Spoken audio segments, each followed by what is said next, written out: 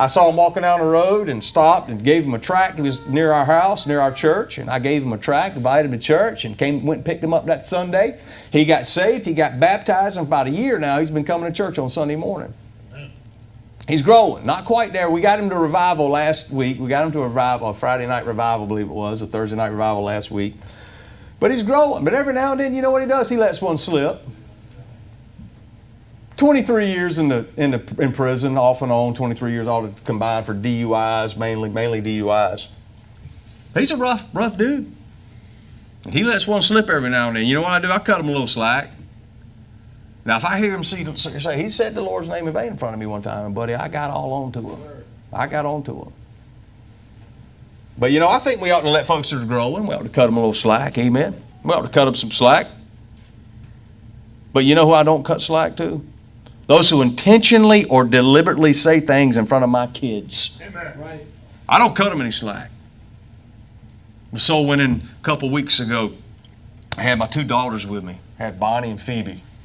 Bonnie's 9, Phoebe's 6. And was at the bus stop by Walmart and was soul winning, preaching to this guy, leading this guy to the Lord. This guy had also been in jail and was preaching to him, leading him to the Lord. And there was this other knucklehead right on just a couple benches over talking on the phone. I mean, cussing like a sailor, worse than a sailor. And I said, "Hey, excuse me, sir." This is a young punk, probably 18, 19 years old. "Hey, excuse me, buddy. I got my two girls right here. Do you mind?" Went back preaching the gospel. I cut him a little slack. But then it was like he was deliberately saying it. I saw red. "Hey, get out of here.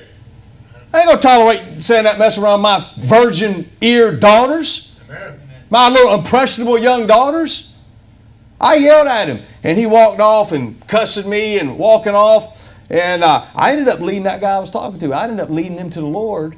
And I said, "Hey, man, I'm sorry, man, but I don't like people talking like that in front of me." I warned him one time. I warned him. He said, "Oh, don't worry about it, man. I don't blame you."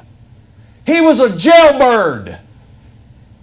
He'd been drinking earlier that day, and he said he had a few beers. He wasn't drunk or anything. I try not to, preach the gospel to people that are drunk. I'll just give them some tracts.